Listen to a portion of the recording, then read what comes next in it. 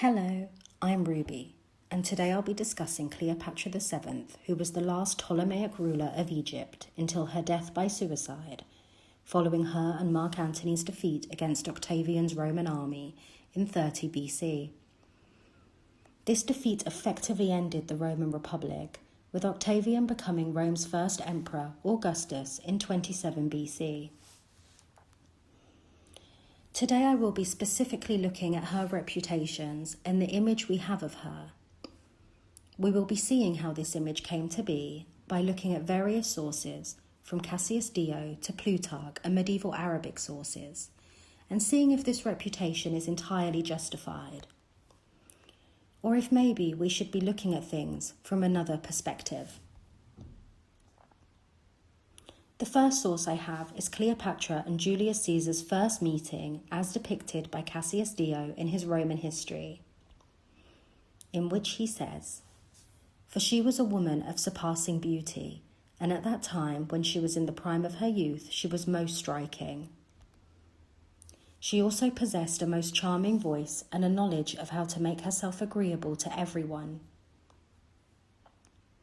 Being brilliant to look upon and to listen to, with the power to subjugate everyone, even a love-sated man past his prime, she thought that it would be in keeping with her role to meet Caesar. And she reposed in her beauty all her claims to the throne. She asked, therefore, for admission to his presence, and on obtaining permission adorned and beautified herself as to appear before him in the most majestic and at the same time pity-inspiring guise. When she had perfected her schemes, she entered the city, for she had been living outside of it, and by night, without Ptolemy's knowledge, went into the palace.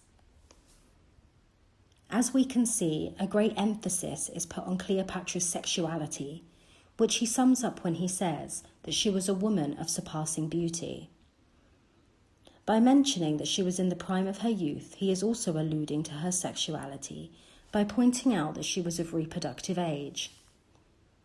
He then goes on to describe her as knowledgeable on how to make herself agreeable to everyone, which implies to me a kind of inauthenticity, a manipulation, and that she perhaps shouldn't be trusted. In the text, we are told that Cleopatra had the power to subjugate everyone, and then Dio portrays Julius Caesar as a man past his prime and as love-sated, which suggests weakness under the influence of the manipulative and sensual Cleopatra. He says there was a great deal of calculation that went into how she presented herself to Caesar, as she adorned and beautified herself so as to appear before him in the most majestic and at the same time pity-inspiring guise. If the text are an accurate representation, would it not be just as likely that she went to him as she was, his intellectual and diplomatic equal? This view of Cleopatra is more likely when we consider the Arabic texts. Okasha el-Daily refers to her as a strong and able monarch based on these texts, and mentions that they make no reference to sexuality or seductive power, and that they seem to admire her scientific knowledge. In medieval Arabic culture, her image is that of a scholar who made significant contributions in the fields of alchemy, medicine, and mathematics.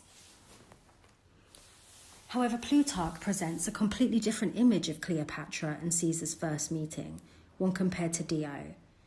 Yet the themes of manipulation carry on, such as by referring to her methods of obtaining audience with Caesar as this little trick and provocative impudence. He writes in his Life of Caesar that Cleopatra, taking only one of her friends with her, Apollodorus the Sicilian, embarked in a small boat and landed at the palace when it was already getting dark. Since there seemed to be no other way of getting in unobserved, she stretched herself out at full length inside a sleeping bag, and Apollodorus, after tying up the bag, carried it indoors to Caesar.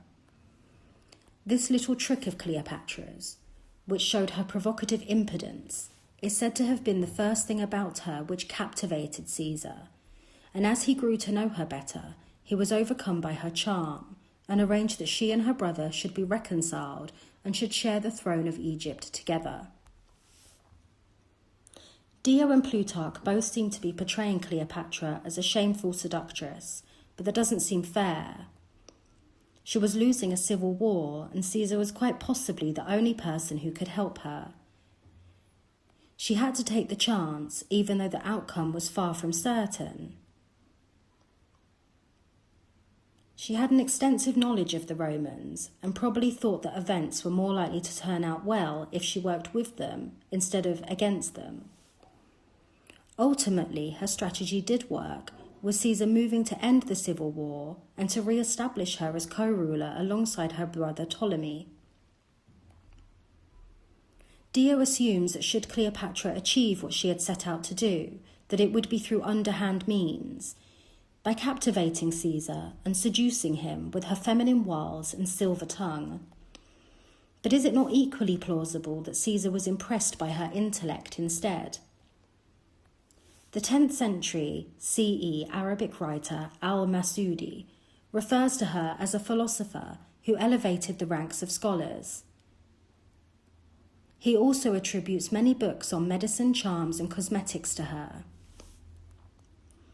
In another of his Roman history, The Age of Augustus, Dio again portrays one of Cleopatra's Roman lovers, Mark Antony, as weak due to her seduction and the way she bewitches these good Roman men until they become slaves of her ambition.